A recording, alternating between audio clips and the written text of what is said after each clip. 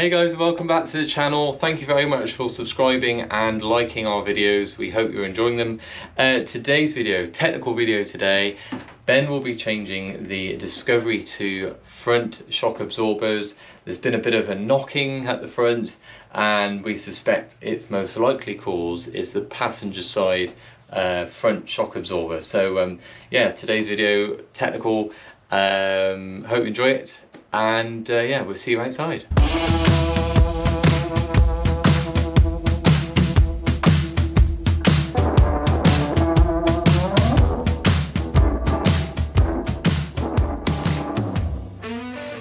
So you see Ben's already jacked up the disco, got it on the 2 axle stands already, wheel is off, and we are away with WD-40, a very good friend of ours. Right, so we are going to be spraying around. There's 4 nuts, isn't there? Or 4 bolts, would you say? There's 4 nuts holding this turret on. Yeah. So you've got those 2 there, and then there's 2 around the back there as well. Tucked up around the back, so it's a bit trickier around the back, aren't they? Yeah. And then you've got 2 bush mounting bolts there at the bottom to do as well. Okay. And then it all comes up through the top. Yeah. So the bushes are really bad on this side, aren't they? Yeah, not looking too good. Not looking too good, so it'll be interesting on the passenger side. So yeah, a bit of WD-40, just spraying it on the bolts. So I have already loosened these off, so they're not going to come off with a great deal. Yeah. But it's best to keep it going.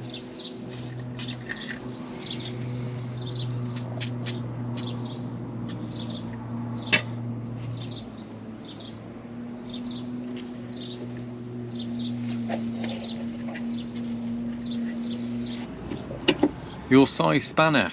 Ah, yes. 13. 13 size spanner then? That'll do everything for you. Even those top ones? Yeah, they're oh, right, okay. everything's the same size.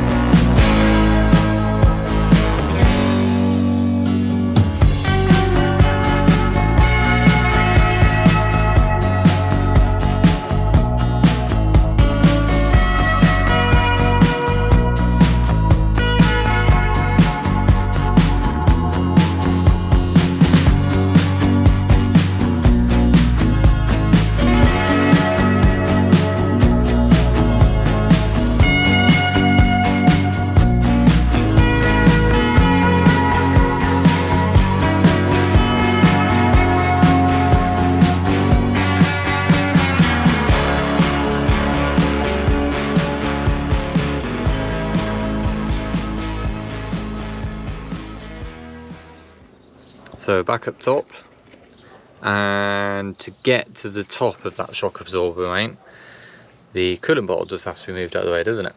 Yeah. So, it's best way of doing it? You just have to, I've already took it out, but you give it a firm tug up that way. And then there's a little groove it sits on down in there. You just got to wiggle it out. See, that's a little yeah, like groove it sits down in there. And then on this end, there's these little lugs here that will clip into there.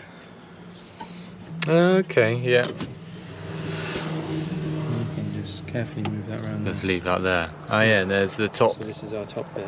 bit there, yeah. Okay. So this is the bit we're just undoing. Right. Can be a bit tight, isn't it? But a little bit. being careful.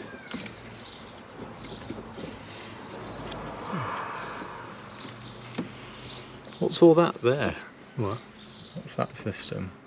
That's a fuel pressure. Oh, okay. I think. Very good. So our next job, now the coolant bottle's out the way. Is to try and lift this out this way. This way, right, I shall stand back. Through this nice little gap we've got. Let's bring that up. So we're going to go back down, aren't we? Because we've just discovered. So we've got the coolant bottle out the way. These 4 lines here, they go here, they go up. Yeah. And then they go behind this turret. Yeah. Now, somewhere, I don't know if you can see that? There's a little bracket. Ah, yeah. Yeah. That secures those 4 lines using one of these studs at the back. So before you can get this turret off, you've got to get this, you've got to lift this bracket high enough to get over these studs, and then you can lift that off. Ben's taken off the engine cover just to give us a little bit more room. See if that helps us out a little bit. The TD5 150 horsepower. Oh.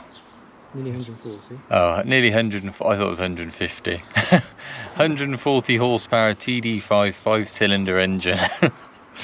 Oh, we got a bit of a leak. Oh, it's coming out of there. Oh, is that what it is it? Yeah.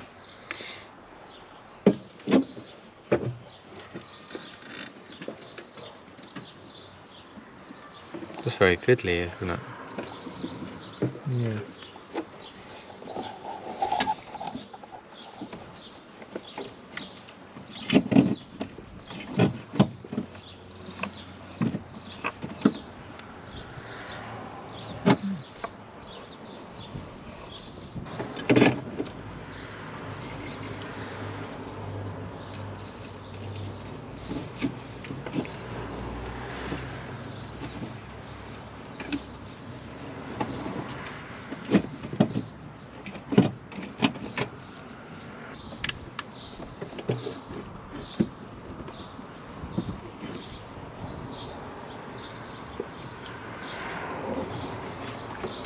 I'll hold that out of the way.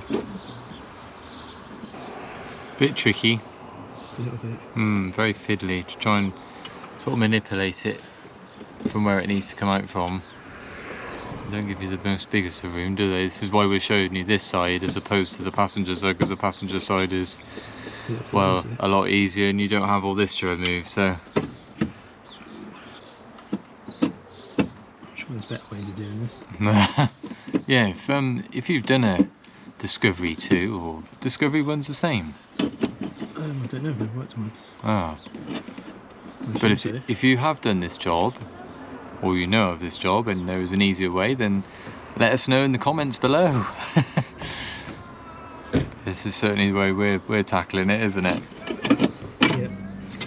Oh, was that it? Don't get too excited. Oh. Hey! So this is the offending article, this bit, which attaches itself to the shock absorber mount, and within this metal casing is a rubber housing, I suppose you could say, isn't it really?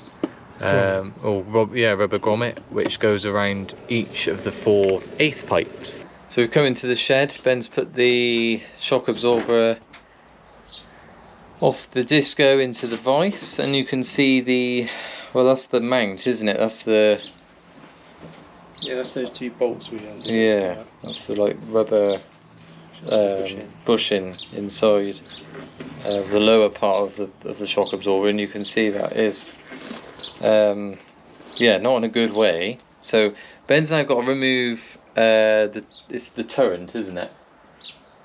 Turret. The turret. It's like a hat. It's not Chris Turret. It's like a hat on the shock absorber. So Ben's now got to remove that by taking that bolt out there, haven't you? Yeah. Size of that bolt? 18 mil on the top there to take this turret off.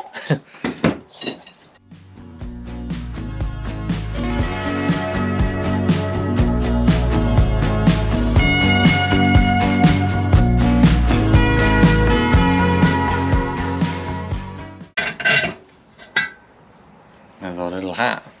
Take the hat off. There we are. So, original Land Rover shock absorber, do we think? It's got a sticker on it. Yeah, it has. It's been under there for some time.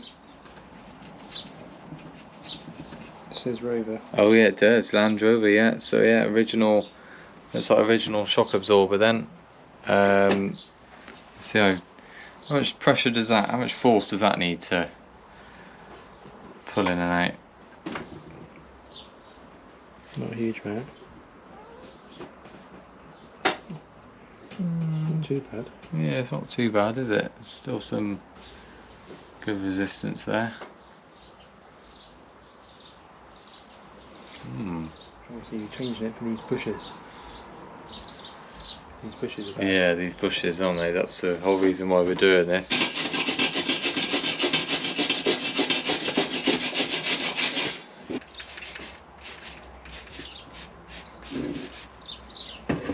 So our hat is back on. Yeah. Just got to tighten it. Yeah, bolt back in.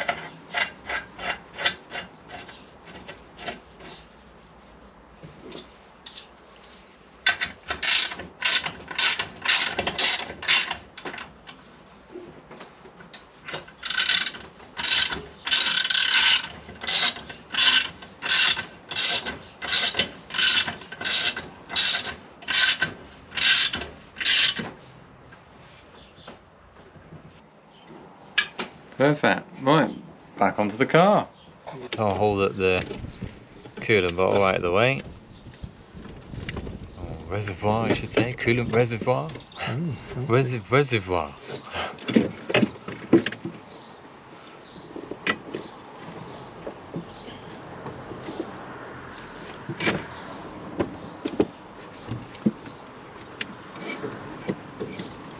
Interesting to see if it goes in easier than it did coming out.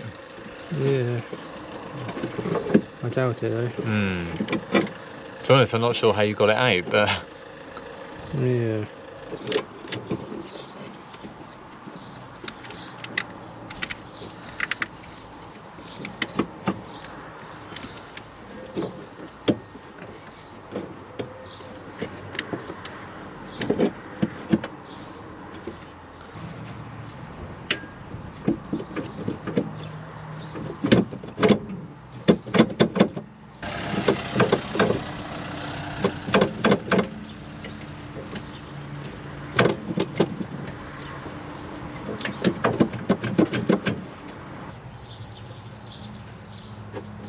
Oh!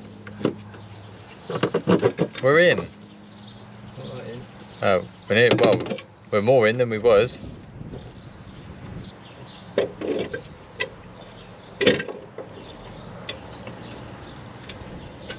So try and shimmy that back onto the mountains.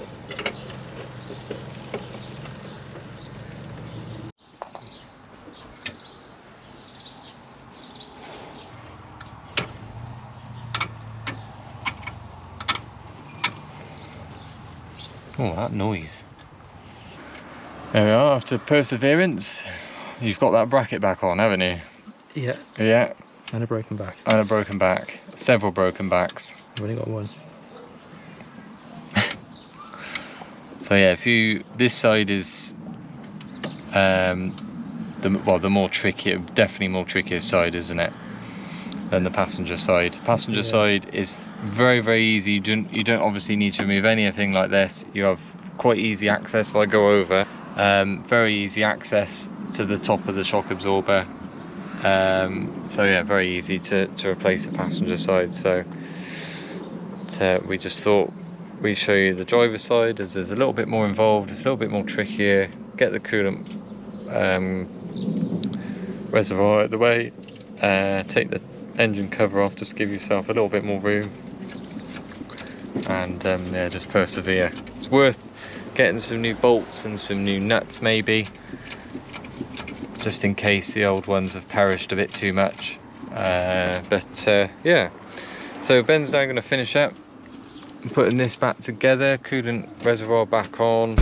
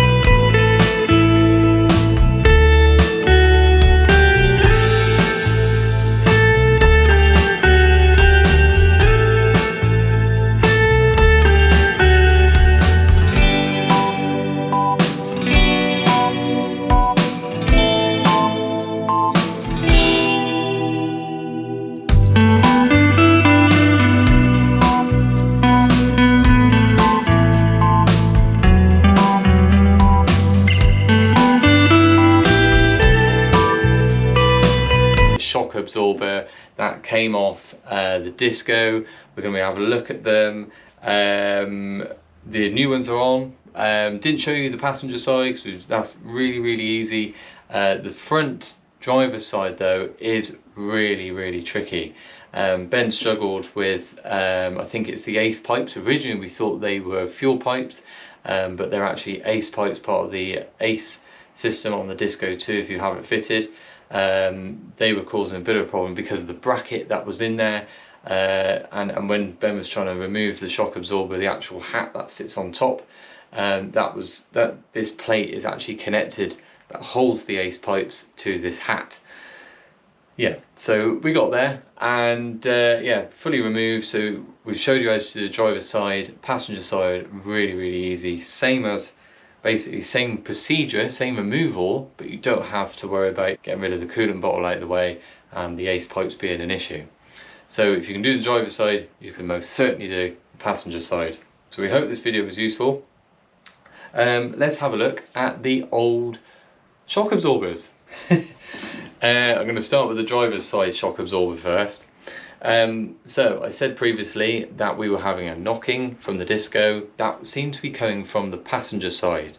So we've had a look. This is the driver's side shock absorber, and believe it or not, these look like the original ones that were fitted to the car when it was made.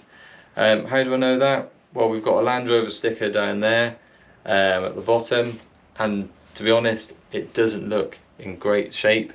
The actual rubber mounts are not too bad around the bottom of the shock absorber, around there, and the actual mount fixing isn't in too bad condition. The top, however, of this particular shock absorber is actually in pretty good condition, probably because it sits underneath the engine bay, and yeah, it's in actually good condition. Let's try and put it out.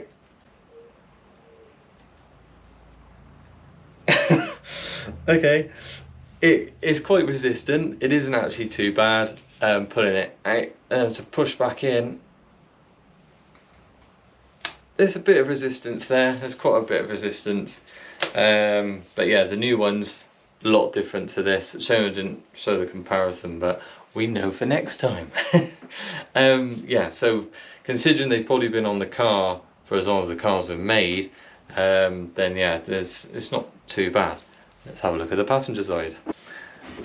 So start with the top. It's actually in good condition, just like the driver's side really good condition at the top. Rubber mounts there, they're in good condition. Plastic casing, all well and good. Original Land Rover, hasn't been replaced probably since. but the bottom, however, this could be our fending article. So our fixing that holds it to the car at the bottom. You can see there that actually, if I get that, don't know if you can see on camera there, this fixing here is actually bent, in mainly going like that. It shouldn't be sat like that. The rubber mount inside is completely perished. In fact, it almost looks like this metal bracket here has actually swiveled or twisted inside the actual shock absorber casing, metal casing. So that is probably what was causing our knock-in. It's loose in there. Again, not very great condition. Yeah, so a worthy replacement there of changing the shock absorbers. Try the strength on this one. Oh, that was a lot easier to push in. Too easy, yeah, actually too easy to push in. So that's probably due. Let's try and pull it out.